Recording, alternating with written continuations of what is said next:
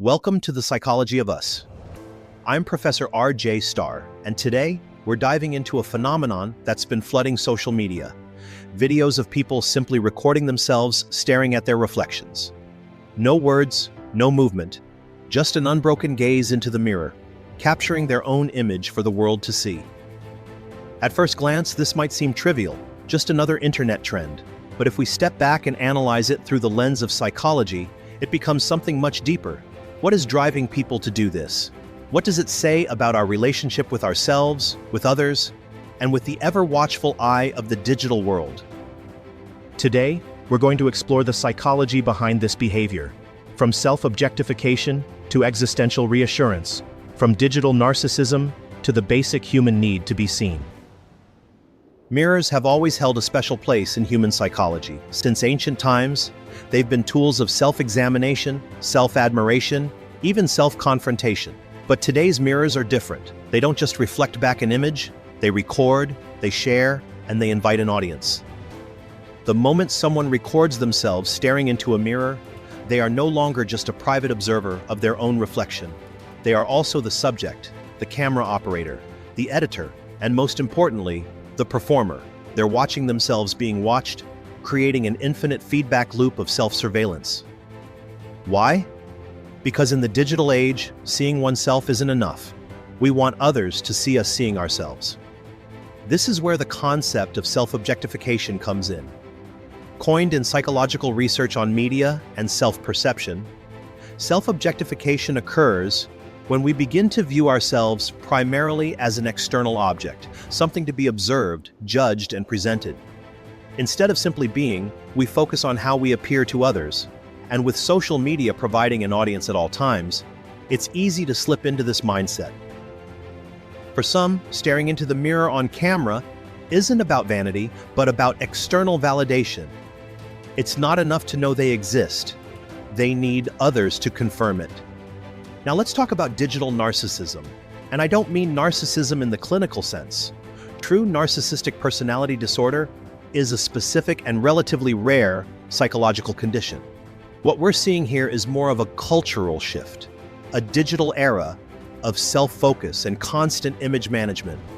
Social media has made it easy to curate and control our appearances, selecting the most flattering angles, the most captivating expressions, the most dramatic lighting.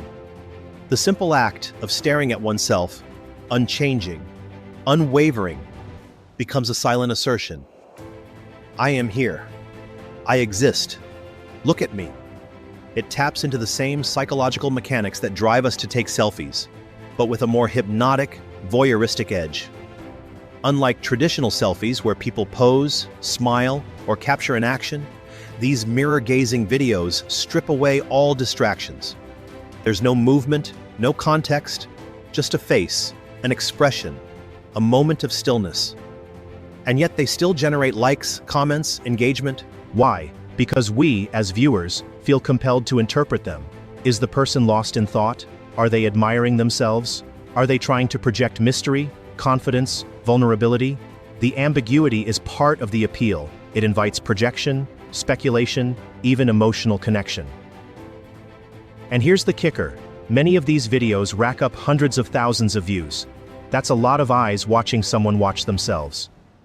But is this trend really about self-love, or is it a form of deep insecurity disguised as confidence? Let's move away from narcissism for a moment and consider another possibility, one that's far more existential.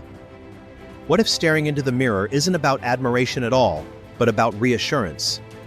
We live in an era of constant stimulation, endless scrolling, and fleeting attention spans. In such a world, stillness, real intentional stillness, feels almost unnatural. Perhaps these videos serve as an attempt to anchor oneself in the midst of digital chaos. The act of staring at one's own reflection becomes a meditative exercise, a way of affirming one's existence. There's something eerily profound about looking at yourself, unfiltered, unperformed. A mirror can be an uncomfortable place.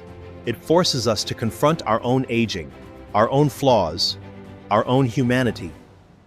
And maybe that's part of the appeal, because in that moment, there is nothing else. Just you, staring back at you. But does this act actually lead to self-acceptance? Or does it deepen the feeling of being an object in the world, something to be consumed, analyzed, even judged? And if that's the case, is it really a form of self-connection, or just another layer of detachment? At its core, this trend raises important questions about how we see ourselves, both literally and metaphorically. Are we using these moments to connect with our true selves? Or are we simply reinforcing the idea that our worth is tied to how we appear in the eyes of others? Perhaps it's both. Regardless of intent, the phenomenon of mirror-gazing videos is a reflection, pun fully intended, of a larger cultural shift. A shift where self-perception is increasingly mediated through a lens, where even our most intimate moments become performative, and where the simplest act, looking at oneself, becomes something to be documented, shared, and scrutinized. So the next time you see one of these videos, ask yourself, what do I feel when I watch this? Do you feel a sense of connection, or do you feel like a voyeur? Does it make you reflect on your own relationship with self-image? And perhaps the more personal question is this: would you ever record yourself staring into a mirror? And if so, why? Thanks for joining me on The Psychology of Us with Professor R.J. Starr. If you enjoyed this episode, be sure to subscribe and share your thoughts.